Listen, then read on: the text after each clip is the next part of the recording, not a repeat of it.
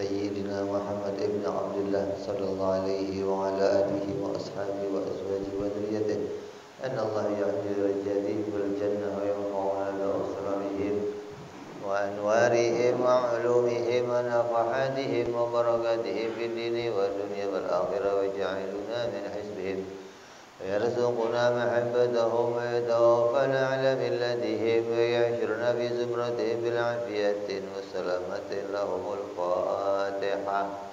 أعوذ بالله من الشيطان الرجيم. بسم الله الرحمن الرحيم. الحمد لله رب العالمين الرحمن الرحيم مالك يوم الدين إياك نعبد وإياك نستعين اهدنا الصراط المستقيم صراط الذين أنعمت عليهم غير المغضوب عليهم ولا الضالين آمين. بسم الله الرحمن الرحيم. نويت التعلم والتعليم والتذكر والتذكير والنفع والانتفاع والإفادة والاستفادة والحث على التمسك بكتاب الله وسنة رسول الله صلى الله عليه وسلم والدعاء إلى الهدى والدلالة على الخير ابتغاء مرضاته وقربه وثوابه وحسن الخاتمة مع اللطف والعافية وصلاح العاقبة. بسم الله الرحمن الرحيم. الحمد لله رب العالمين به نستعين على أمور الدنيا والدين والصلاة والسلام على رسول الله سيدنا وحبيبنا وشفيعنا ومولانا محمد صلى الله عليه وعلى آله وصحبه أجمعين. أما بعد. وقال مصنف الكتاب حضرة الشيخ أحمد بن عطائلة رحمه الله وغفر له ولوالديه ونفعنا به في الدارين. ثم إلى صاحب شرها صالح دارت رحمه الله وغفر له ولوالديه ونفعنا بهما في الدارين. اللهم افتح قلوبنا فتوح العارفين وبحكمتك وانصر علينا برحمتك يا أرحم الراحمين. Ilan qal sampai yang berapa kita?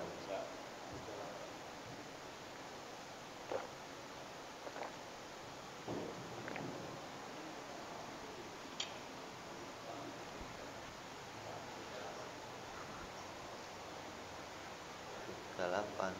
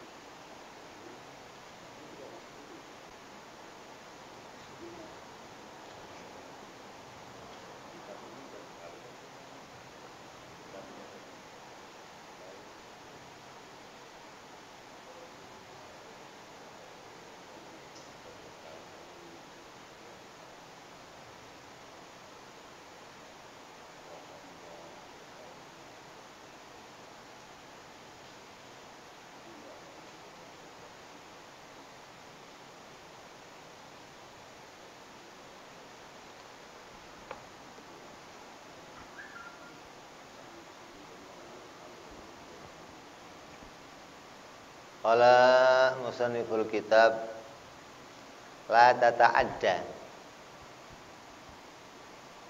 Ya.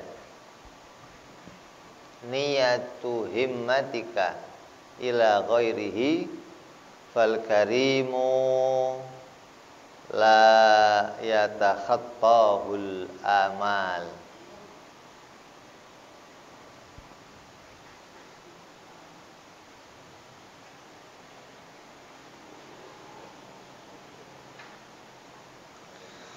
Artinya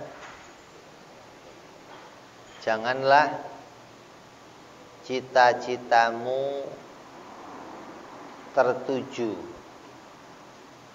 kepada selain Allah.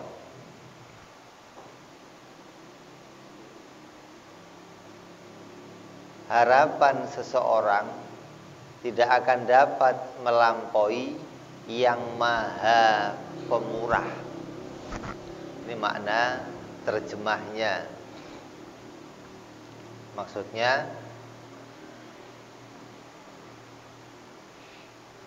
janganlah kita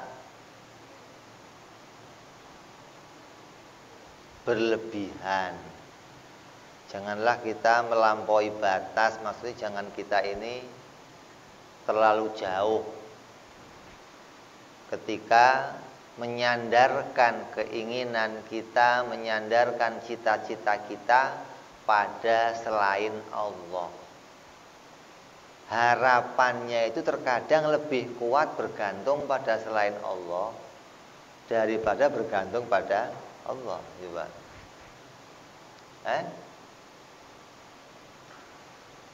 Jangan terlalu jauh. Karena seringkali kita ini mengharapkan datangnya pertolongan dari sesuatu selain Allah itu melebihi datangnya pertolongan dari Allah. Contoh. Kamu sakit mah kronis.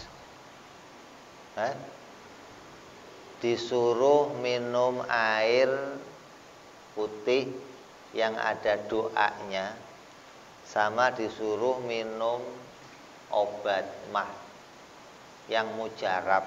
Milih mana? Milih mana? Obat mah yang mujarab. Kenapa?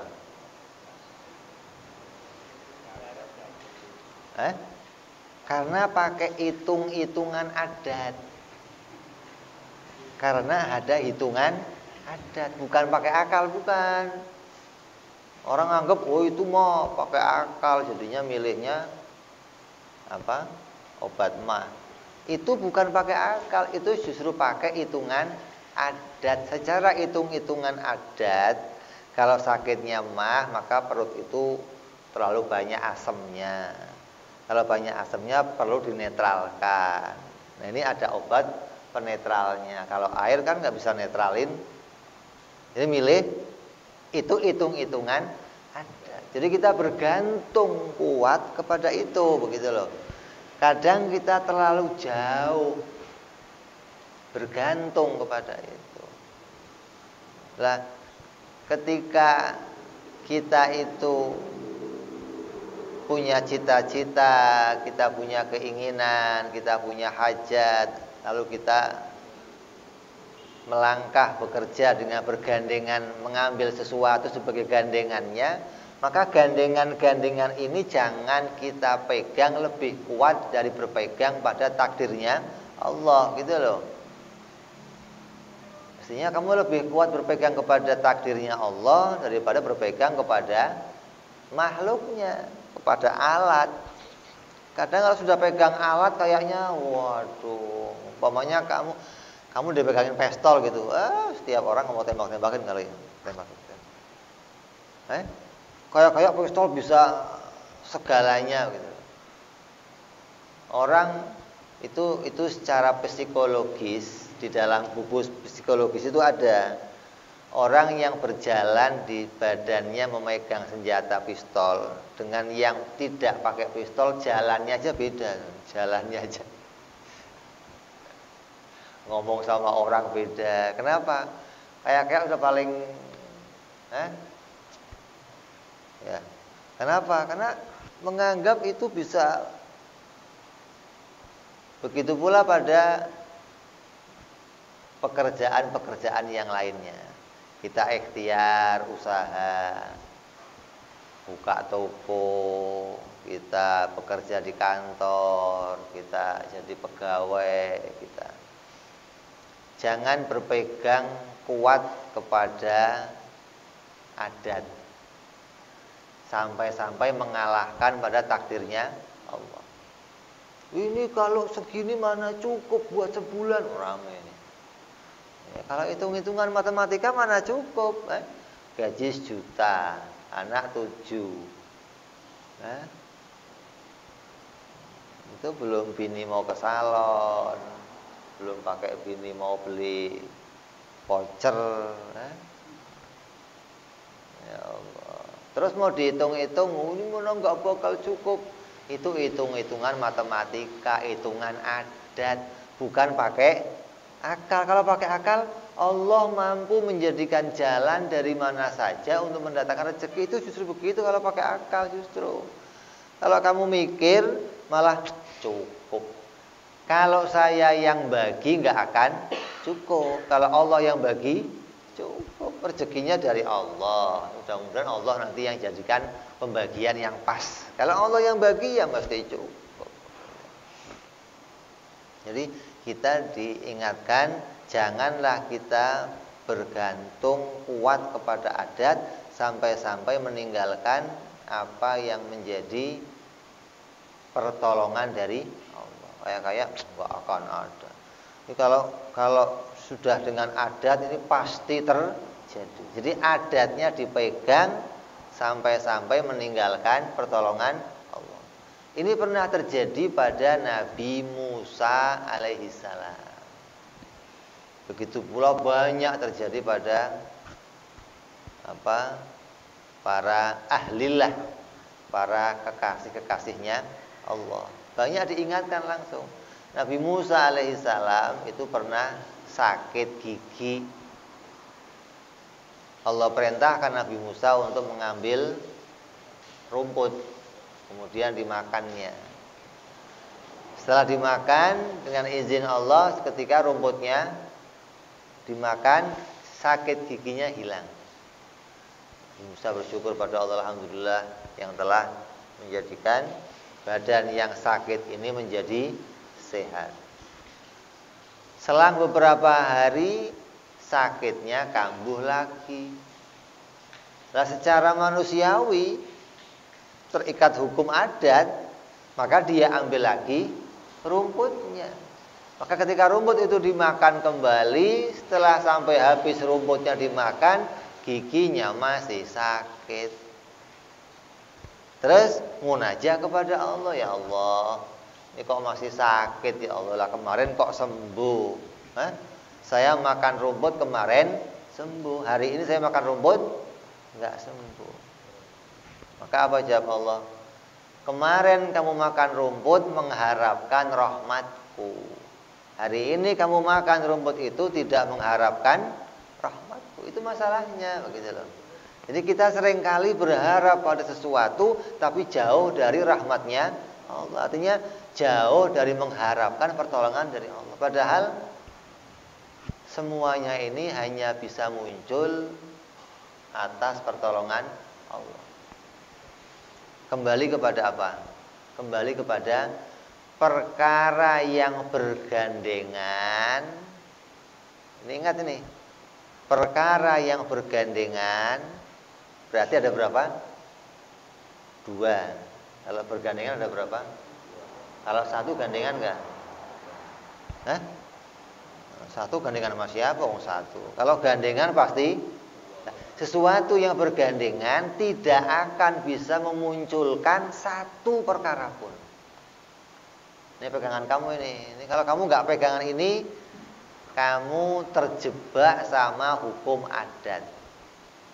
Sesuatu yang bergandengan berarti gandengan itu ada 2 perkara. Maka ini berlaku pada hukum adat. Hukum adat itu isinya pergandengan. Contohnya apa? Makan, kenyang. Obat, sembuh.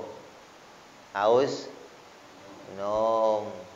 Panas, selimut. Apa dingin pakai selimut. Ini gandengan adat namanya. Nah, gandengan ini tidak akan bisa memunculkan 1 perkara pun. Karena setiap ada 2 perkara, kemudian 2 perkara itu memunculkan 1 hal, maka yakinlah satu hal itu tidak mungkin dari dua perkara ini. Contoh yang gampang. Tepuk. Ada suaranya enggak? Berapa suaranya? 1. Yang tepuk berapa? 2. Yang menimbulkan suara yang 1 itu mana? Tangan kanan atau tangan kiri? Dua-duanya. Hasilnya berapa? Nah, kok bisa? Kalau yang kerja 2, harusnya hasilnya 2 dong. Kalau keduanya ini bisa menghasilkan, hasilnya berapa? 2. Kanan punya hasil, kiri punya. Ketika kok hasilnya 1, ditanya datangnya dari mana? Ya, dari tangan kanan apa tangan kiri? Bukan dari keduanya justru. Kalau datang dari keduanya, hasilnya harus 2. Wong dua-duanya menghasilkan, kok 1 hasilnya bagaimana? 2 tangan menghasilkan tepuk, harusnya tepuknya 2 dong. Ini yang rasional begitu. Kalau yang bekerja 2, hasilnya 2. Kamu punya pulpen 1, kamu coret, hasil coretannya berapa? 1. Kalau pulpennya 2, coretannya bisa enggak pulpen 2 menghasilkan coretan 1? Coba. Itu begitu. Kalau yang kerja 2, hasilnya pasti 2. Enggak bisa ada yang kerja 2 hasilnya. Bagaimana? Saya tanya ini tepuknya berapa? 1 suaranya. Yang kerja? Terus yang menghasilkan yang mana? Yang kanan apa yang kiri? Kalau yang kanan ngomong itu hasil dari saya, kata yang kiri, oke, gua nggak ikut-ikut. Coba lo kerja sendiri dah. Bisa? Nggak bisa kan? Kalau yang kiri ngomong hasil saya, yang kanan juga oke, lu kerja sendiri coba, bisa nggak? Hasil. Nah, ketika kedua-duanya kerja, hasilnya berapa? Akal yang normal akan mengatakan hasil yang 1 itu tidak mungkin dari keduanya. Kalau hasil yang 1 dari keduanya, maka hasilnya harusnya 2, bukan 1.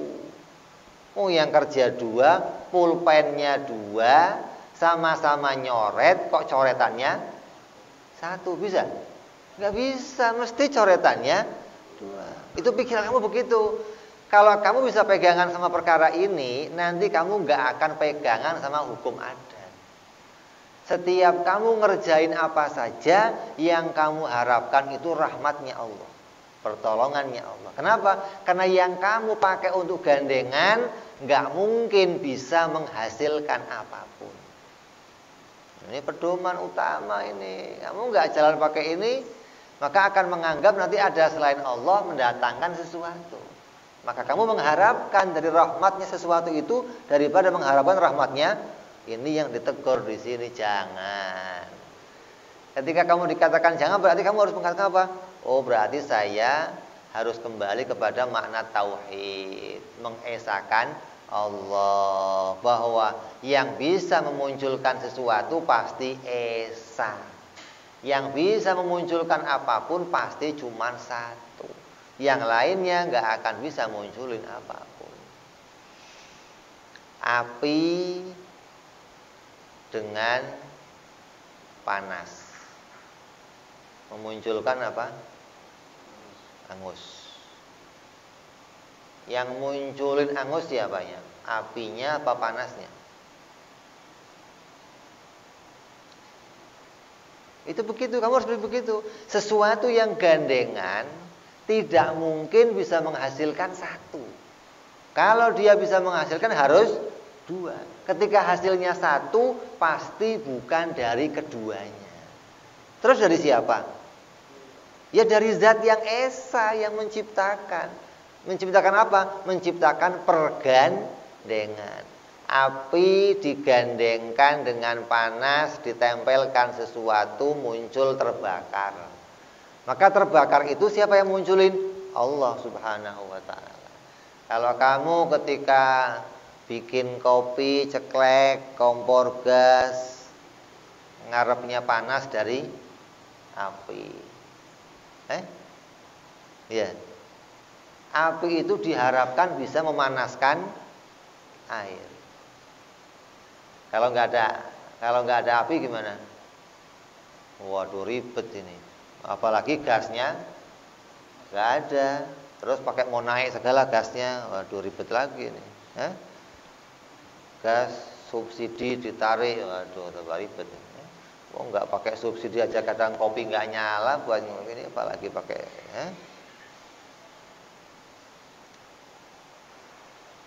Makanya dulu banyak riwayat-riwayatnya para wali-walinya Allah. Ada walinya Allah itu yang hobinya ngopi. Kalau sama kopi luar biasa. Kalau sebelum ngopi ini tamu datang nggak dilayanin. Pokoknya kalau belum kopi stop semuanya. Satu hari ada muridnya datang ke rumah dia. Muridnya ini habis ngarang sebuah kitab yang dikarang selama berbulan-bulan. Terus setelah jadi pingin ditunjukkan ke gurunya. Pingin gurunya baca, terus ditahkik. Ini kitab bagus, terbitkan, kasih ke yang lain. Pingin dikoreksi sama gurunya. Pas dateng salah waktu, gurunya belum ngopi. Kopinya ada, mau cari kayu bakar buat godok nggak ada. Kan ribet ini. Pancinya ada, airnya ada, kayu bakarnya nggak ada. Pas muridnya datang, begitu muridnya datang, salaman, guru ini saya pengen nunjukin kitab yang saya karang, mohon dikoreksi. Oh iya sini. Kebetulan saya butuh kertas buat nyalain. Masukin tungku dinyalain. Bakar. Panci taruh, godok air. Ini baru mateng kata dia. Mendidih, tuang kopinya, ngopi dia. Dah royit kopi. Udah habis ngopi bertanya, tadi kamu kesini mau ngapain? Ngapain? Itu tadi guru saya kesini ngasih kitab. Itu kitabnya. Oh ini kitabnya, astagfirullah. Selesai, kembali lagi. Oh kitab ini dibaca. Kitabnya kembali semula. Ini orang-orang yang demikian, orang-orang yang mengharapkannya, gandengan itu berharap datangnya dari Allah. Kalau kamu kan enggak. Adat itu kamu jadikan pegangan, kalau enggak ini ya enggak bisa begitu. Artinya selalu berharap kuat kepada adat hingga kadang lepas dari kalau adat ini hanya digandengkan oleh Allah. Nah Allah itu boleh aja menggandengkan dengan yang lain apa saja begitu loh. Jangan pegangan sama adat kuat-kuat sampai menghilangkan apa yang mungkin diciptakan oleh Allah. Seakan-akan kita menghalangi Allah menciptakan dari jalan yang lain. Enggak mungkin bisa kalau enggak begini. Nah ini yang harus kita kikis pelan-pelan kembali kepada maknanya wahdaniyah, bahwa perkara yang dua itu enggak akan bisa memunculkan sesuatu. Ketika perkara yang dua itu kok bisa menghasilkan, maka hasilnya pasti dari Allah Subhanahu wa ta'ala. Ya, kamu bisa nanti mengharapkan datangnya pertolongan dari apapun yang kamu jadikan sebagai adat. Akan tetapi kita harus memohon kepada Allah dalam segala hajat kebutuhan dengan adab tata krama orang yang meminta. Kalau sudah tahu punya hajat, maka ketika kita mengambil gandengan sesuatu, maka ya pakai tata krama yang benar. Fal karimu la yatakhattahul amal.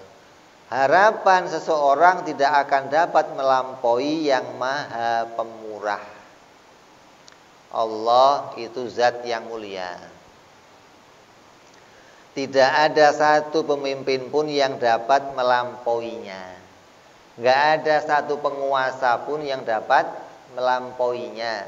Tidak ada satupun raja yang dapat melampauinya. Ya enggak ada, semua raja-raja di bawah kerajaannya Allah Subhanahu wa ta'ala. Maka janganlah kita menyandarkan angan-angan kita kepada selain Allah. Sebab Allah itu bersifat Al-Karim. Apa itu Al-Karim? Karim itu adalah zat yang ketika memberikan sesuatu maka pasti akan mengampuni. Ketika berjanji maka pasti akan menepati. Ketika memberi pasti akan menambah hingga pemberiannya melebihi apa yang diharapkan hambanya. Karim itu begitu. Karim itu kalau ngasih sampai sisa-sisa, Allah menjadikan kita butuh nafas. Allah menyiapkan udara. Lebih enggak udaranya? Cukup buat kamu aja atau cukup buat yang lain? Itu karim itu begitu, kalau ngasih sampai sisa-sisa, itu karim namanya. Lah kamu kalau sudah ada zat yang karim, lah ngapain ngarep-ngarep dari yang lain? Sudah ada yang karim. Sudah ada zat yang maha pemberi yang luar biasa, yang pemberiannya melebihi kebutuhan kita. Terus masih ngarep-ngarep dari yang ini ya aneh namanya. Yang lain itu semua butuh sama dia, kok malah kamu butuhnya sama yang lain? Lah mestinya langsung ke sumbernya begitu dong. Kalau ada orang kaya itu dikasih sama Allah. Kalau ada pejabat dikasih sama Allah. Kalau ada orang tua dikasih sama Allah. Semuanya dikasih. Lah kamu kok ngarep-ngarep dari yang lain, kok enggak langsung ngarep-ngarep dari ini? Kan aneh. Jadi lebih berharap dari selain Allah daripada berharap kepada Allah. Ini satu keanehan berpikirnya seseorang. Maka kita diingatkan jangan begitu. Kamu harus sandarkan harapan kamu lebih kuat kepada Allah Subhanahu wa ta'ala. Hingga Al-Habib Abdullah bin Alwi Al-Haddad radhiyallahu an itu di dalam qasidahnya seringkali doanya apa? Qad kafani ilmu Rabbi min su'ali wa ikhtiyari.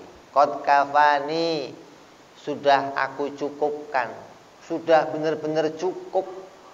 Artinya dia sudah menyerahkan semuanya pada ilmunya Allah. Qad kafani ilmu Rabbi. Aku ketika memandang ilmunya Allah, bahwa ilmunya Allah itu meliputi segala sesuatu yang akan terjadi yang nanti, maka aku merasa cukup. Sudah cukup Allah yang mikirin yang nanti akan terjadi. Allah mengetahui apa yang terbaik yang nanti akan terjadi, maka aku cukupkan dengan ilmunya Allah. Apa? Min su'ali, dari setiap persoalanku, waktiari, dan apa yang aku usahakan. Artinya kamu itu enggak usah doa, enggak usah teriak-teriak begini. Allah sudah tahu. Tahu enggak Allah kebutuhan kita? Tahu. Perlu ditambahin doa enggak? Perlu. Untuk tahu perlu ditambahin doa enggak? Enggak perlu. Nah, kalau enggak perlu berarti cukup dengan pengetahuan Allah akan segala persoalan. Contoh, kamu lapar. Kalau lapar perutnya apa? Kriuk. Kriuk. Keroncongan. Ya. Nih, itu keroncongan tandanya apa? Perlu doa lagi. Ya Allah, saya perlu Allah nggak tahu kalau kamu lapar. Itu loh maksudnya. Jadi doanya itu nggak diandalkan gitu loh. Tapi Allah sudah tahu kalau saya ini lapar dan butuh makan. Gitu loh. Jadi nggak terus kamu ngoyo kemana sono. Ini mau kamu kriuk aja Allah tahu lah. Lain halnya kalau kamu mengandalkan sama orang lain nggak tahu kalau kamu lapar. Hah? Bro, lapar bro. Kamu ngandelin orang lain, maka kamu ya harus ngomong, ya harus usaha, ya harus. Kalau kamu ngandelin Allah, kriuk kamu itu cukup Allah mengetahuinya, gitu loh. Kamu sakit, maka rasa sakit kamu itu diketahui oleh Allah. Maka Allah tahu kamu butuh sehat. Itu begitu semua usaha kamu. Dapur kamu nggak ngebul, Allah tahu nggak? Terus kamu keluar ngapain? Mau cari? Tahu nggak Allah?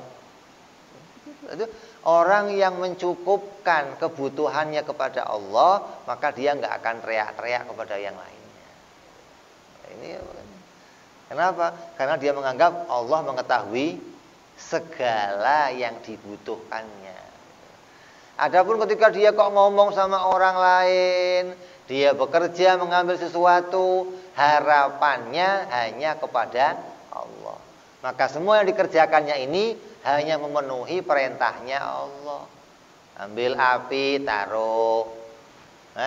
Ambil obat, minum. Hanya jalanin perintahnya Allah. Nanti minum Promax sama minum air putih sama statusnya, gitu loh. Minum Promax sama air putih yang didoain statusnya sama. Orang-orang Hadramut itu kalau mau ke dokter, sakit terus mau ke dokter, itu nanti setelah ada 7 tahapan yang dikerjakan baru dia ke dokter. Sebelum tuh 7 tahapan dikerjakan dia belum ke dokter. Kalau kita kan enggak, hacing langsung dokter. Paling enggak dikolkin obat warung, paling enggak antalgin apa. Nah orang sana enggak begitu sakit, yang pertama dikerjakan apa? Istighfar, minta ampun kepada Allah. Ya Allah, saya banyak salahnya, mungkin karena banyak salahnya saya dikasih sakit. Minta ampun agar salahnya itu diampuni dan sakitnya disembuhkan oleh Allah. Kok istighfar nggak mempan, maka dia sholat sunnah, doa kepada Allah, sholat hajat. Kok nggak sembuh lagi, sedekah. Karena kata Rasul, sedekah tanfaul bala. Sedekah itu bisa mencegah bencana, maka sedekah.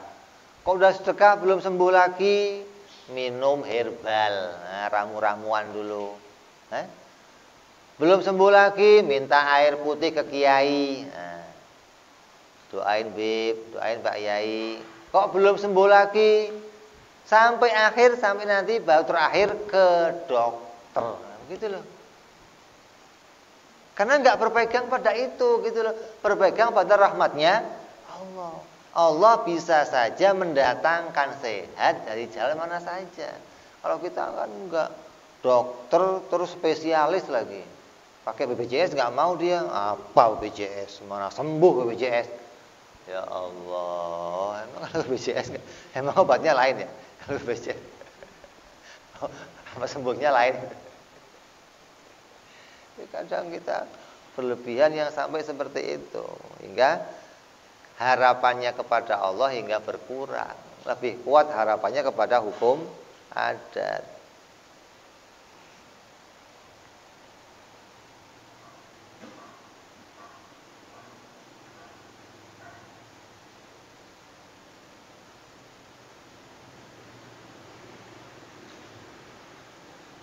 Terus Karim itu kalau ngasih nggak lihat-lihat. Zat yang karim itu kalau ngasih nggak lihat-lihat. Mau kafir dikasih, mukmin, mau nyembah dia dikasih, mau nggak nyembah dikasih, itu karim. Kalau kita kan enggak. Coba saya tonton. Ada manusia yang musuhnya dikasih, temannya dikasih, ada begitu? Orang ngasih mesti temannya. Oh, kamu nanti besok nyoblos saya, teman berarti kasih dulu. Kalau nggak nyoblos, musuh. Terus karim itu kalau diminta berkali-kali nggak pernah nolak. Sampai kamunya malu minta. Jangan dibalik ini. Kalau selain Allah, coba orang paling kaya sedunia. Umpamanya kok dia buka pintu, nerima tamu, terus menerima hajatnya orang-orang, kebutuhan orang ditampung sama dia. Terus kamu datang menyampaikan hajat kamu, itu kira-kira berapa kali? Sekali, ahlan wa sahlan, butuh apa? Anu Pak, ini listrik saya belum kebayar, anak belum sekolah. Oh iya, alhamdulillah, berapa? Nah, besok, ahlan wa sahlan, udah mulai ini. 3 kali, ke 4 kali. Itu ke-5 kali bisa ngelongok doang. Siapa sih? Bilang nggak ada lah gitu, ribet aja tiap hari, kemarin mulu, kayaknya nggak ada yang lain apa? Bosen. Manusia sekaya apapun begitu, dimintain terus mesti apa sih orang kok minta aja kerjaannya. Tapi kalau karim nggak pernah begitu. Maka Allah lah zat yang karim, nggak ada zat yang karim selain Allah, nggak ada. Maka kalau kamu kok sampai menggantungkan minta kamu sama selain Allah, ya rugi. Begini bayangannya begini. Kita makan itu untuk berapa tahun? Kita selama hidup sudah berapa tahun? Berapa tahun? 20 tahun. Ini mah anak muda kayaknya masih ting-ting ini mah. 27 kayaknya, 27 ini mah. Selama 40 tahun kita hidup, itu kalau kita minta sama orang, kira-kira ada yang mengasih 40 tahun? Ada yang mengasih? 40 tahun ngasih kamu tiap hari terus. Ada yang mau kira-kira? Lah terus sisa hidup kamu kira-kira masih berapa tahun? 20 tahun, 30 tahun lagi. Itu kira-kira mau kamu gantungin sama siapa gitu loh. Ada nggak manusia yang mau terima kamu selama 30 tahun, jamin hidup kamu kira-kira, coba? Jadi kalau kamu masih menyandarkan sama selain Allah, ya rugi. Dan nggak akan ketemu nggak. Kamu nggak akan ketemu orang yang mau jamin kamu selama 30 tahun lama. Setahun lah, setahun. Tolong Pak, ini saya setahun ini tolong tak nempel bapak lah saya. Tolong diurusin. Ada yang mau kira-kira? Paling kamu ya sudah, kamu itu ngepel sono, kamu urusin. Ini kamu nggak akan nemu selain Allah, nggak akan. Zat yang maha baik, yang kalau ngasih nggak pernah nanya-nanya, artinya nggak pernah milih-milih itu orang baik, atau kalau butuh dikasih, semua yang butuh dikasih. Terus kalau ngasih nggak kira-kira, terus ngasihnya nggak pernah berhenti, nggak pernah bosen untuk ngasih. Jadi kalau kamu kok masih bergantung hatinya pada selain Allah, ya Allah, ini udah rugi-ruginya orang. Ini dipikir normal aja. Selama hidup kamu 40 tahun, itu kamu koreksi, ada nggak yang jamin hidup kamu selama 40? Kamu koreksi sendirilah coba. Itu 40 tahun hidup kamu, yang jamin siapa? Diri kamu sendiri, orang tua kamu, bos kamu, presiden kamu, raja kamu, atau siapa itu? Selama 40 tahun. Oh, yang jamin orang tua. Nah, orang tua makan nggak? Ya makan. Yang jamin dia siapa? Kalau orang tua itu juga makan, terus yang jamin orang tua siapa? Ada?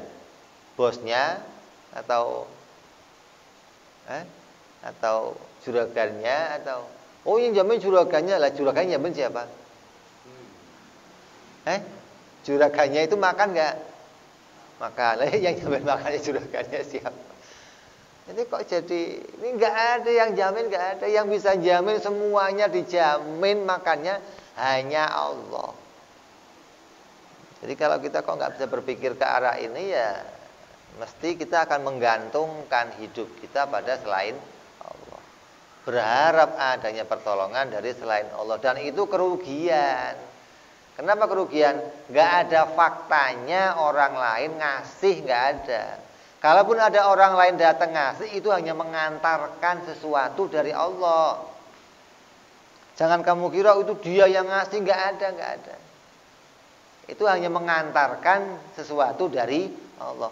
Api menimbulkan panas, panas menimbulkan air mendidih. Itu mengantarkan sesuatu dari Allah. Bukan api yang bikin mendidih, bukan. Allah yang menjadikan. Jadi kamu harus tahu ini diantarkan oleh Allah, bukan dia bisa mendatangkan sesuatu, bukan. Makanya kalau kita dikasih sesuatu oleh seseorang, jawaban yang paling istimewa apa? Jazakumullah khairan. Semoga engkau mendapatkan balasan dari Allah. Kenapa? Karena memang rezeki yang kamu bawa dari Allah. Nanti Allah yang akan balas kamu sesuai dengan kehendaknya Allah. Ini hal yang demikianlah yang harus kita tanamkan dalam diri kita. Jangan sampai ada sesuatu selain Allah yang kita gantungin. Gak ada, gak ada. Kalaupun kamu gantungin, berarti kamu berhayal. Kamu itu nggak sesuai fakta. Kamu pemimpi namanya.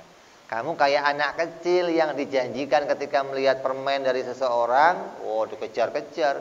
Kayak ini sumbernya ini. Ini yang bisa ngasih, nggak ada. Jadi semua yang mengantarkan sesuatu itu ketika dia bergandengan, maka tidak mungkin sesuatu keluar dari dua. Pasti keluarnya dari Allah Subhanahu wa ta'ala. Ini makna yang harus kita tangkap. Kalau nggak begitu ya nggak ketemu-ketemu nanti.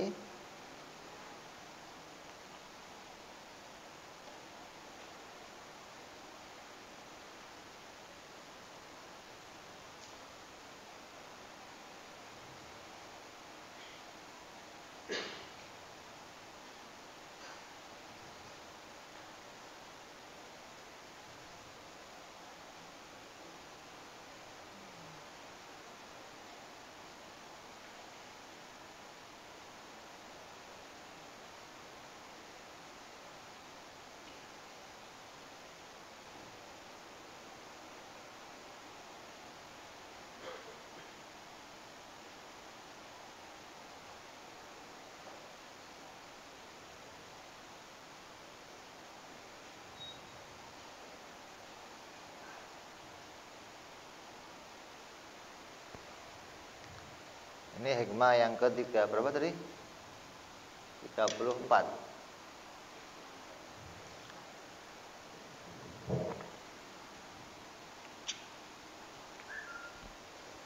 Jadi hikmah ini menyambung hikmah yang sebelumnya, kan gitu.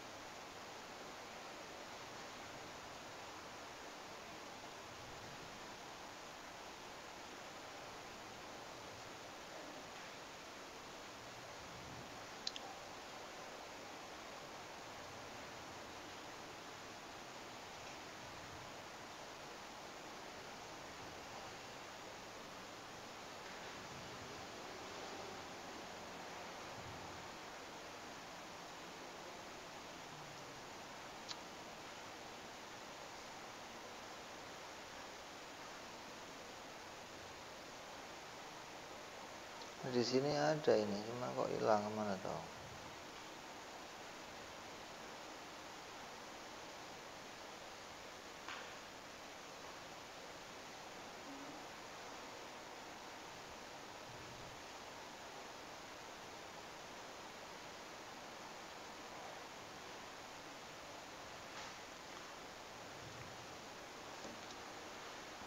Ya, jadi jelas bahwa hikmah kali ini mengantarkan kita memahami bahwa kita diminta untuk senantiasa hanya mengharapkan kepada pertolongan Allah Subhanahu wa ta'ala, karena Allah lah zat yang Al-Karim. Hanya kalau kamu kok wiridnya ya Karim, ya Karim, ya Karim, kata ulama, orang yang wirid ya Karim itu enggak akan dihisap apa yang menjadi sesuatu yang telah dikerjakannya di dunia. Dalam satu riwayat Nabi SAW pernah tawaf. Kemudian ada seorang Arab Badui berada di depannya Nabi. Dia juga sedang tawaf. Tapi setiap dia tawaf, yang diucapkan ya Karim, ya Karim, ya Karim. Nanti pindah sono, ya Karim. Dan Nabi di belakang itu dengerin aja. Asal dia ngomong ya Karim, Nabi niruin ya Karim. Asal dia ngomong ya Karim, Nabi niruin ya Karim. Lama-lama nih Arab kesel. Ini orang ledek saya kayaknya. Nih Arab kebetulan nggak ngerti Nabi SAW. Dia berbalik, kamu ngejek saya, kata dia. Enggak, kata Nabi, enggak. Nah itu kamu kok niru-niruin saya ya Karim, ya Karim, ya Karim, kenapa? Ya saya senang sama doa kamu. Kalau kamu doa kok ya Karim, ya Karim. Apa kamu enggak doa yang lain enggak ada? Saya taunya ini. Saya enggak ngerti doa yang lain. Terus tanya, kamu siapa? Kamu enggak kenal saya? Enggak. Ditanya Nabi Muhammad, kamu kenal saya enggak? Kata dia, sejak saya masuk Islam, saya belum pernah ngelihat Nabi Muhammad. Dan semenjak saya masuk kota Mekah ini, saya belum pernah ketemu sama Nabi Muhammad. Maka kata Rasul, saya Nabi Muhammad Sallallahu Alaihi Wasallam. Maka langsung dipeluk langsung. Kemudian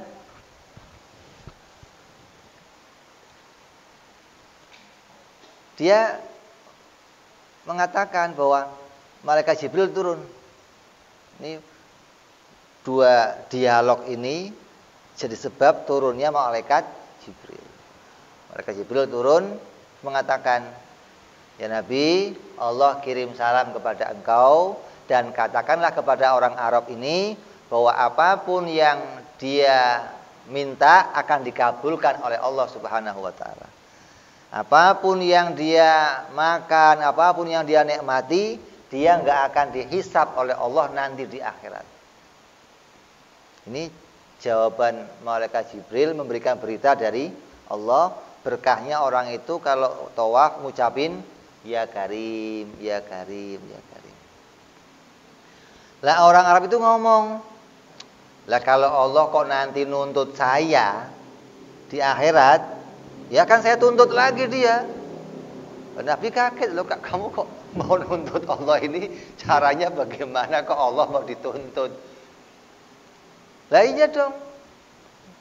Kalau nanti saya dituntut karena kesalahan saya akan tuntut dia di mana pemaaf kamu.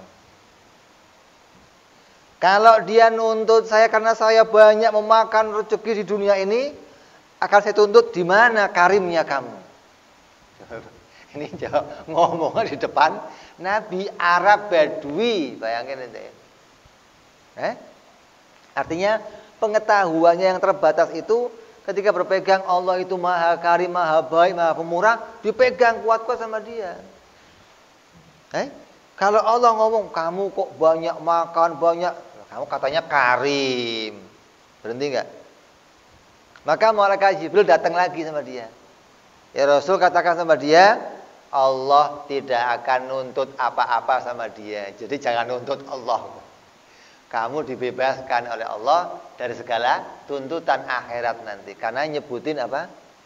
Ya Karim, ya Karim. Ini Karim ini luar biasa. Jadi kalau kamu sudah kenal sama Al-Karim, maka yang nggak selayaknya mengharapkan dari selain Al-Karim ini. Bagaimana hati kamu kok mau bersandar pada selain Allah? Berarti kamu menganggap ada selain Allah yang lebih karim dari Allah. Wah, celaka ini.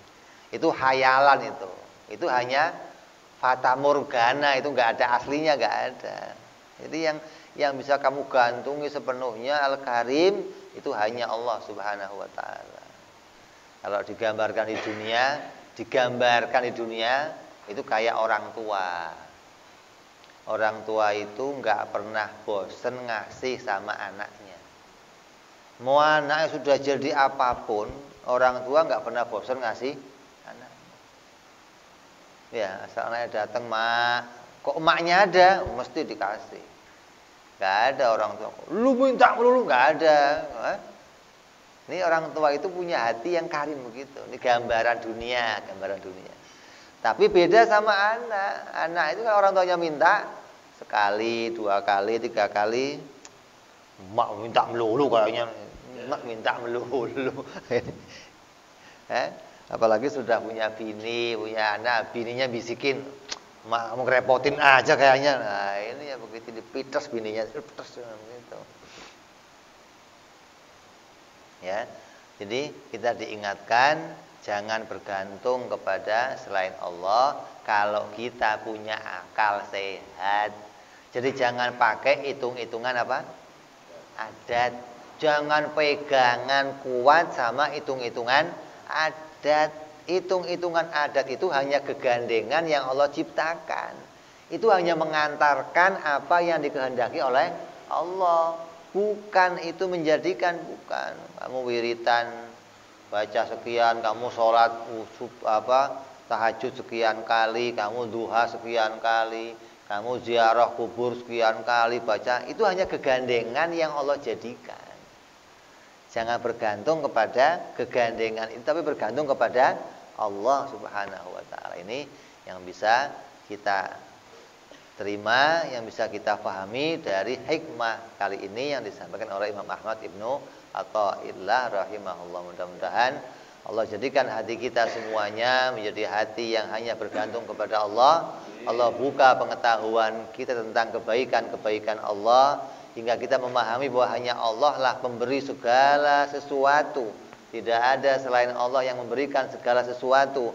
Allah jadikan hati kita hanya bergantung kepada Allah Subhanahu wa taala. Allah jadikan hati kita hanya berkait kepada Allah Subhanahu wa taala. Allah jauhkan hati kita dan bergantung kepada makhluk, bergantung kepada selainnya Allah, hingga kita betul-betul jadi orang yang muwahhidin, betul-betul bisa mengesahkan Allah Subhanahu wa taala dan senantiasa mengharapkan pertolongan Allah Subhanahu wa taala, Zat yang Maha Karim, yang memberikan segala sesuatu tanpa ada batas dan tanpa ada hitungannya. Mudah-mudahan kita semua tergolong orang-orang yang diselamatkan oleh Allah dunia sampai akhirat. Amin ya rabbal alamin. Hadanallahu wa iyyakum ajmain wa ila hadratin nabi al-fatihah.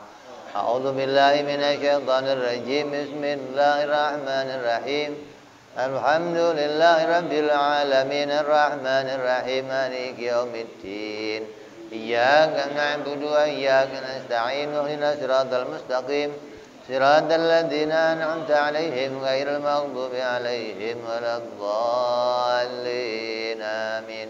Ya Rabbana a'tarabna bi anna tarabna wa anana asrabna ala ladha fatub alaina tauba tausili kulli hauba wastur lana aurati wa amini rawati wa ghufir li walidina rabbi wa mauludina wal ali wal ihwani wa sairil hilani wa kulli dhi mahabba au jiratin au suhbah wal muslimina ajma' amin rabbi isma' fadlan wa judan mannan la biktisabi minna بالمصطفى رسولي نضى بكل سولي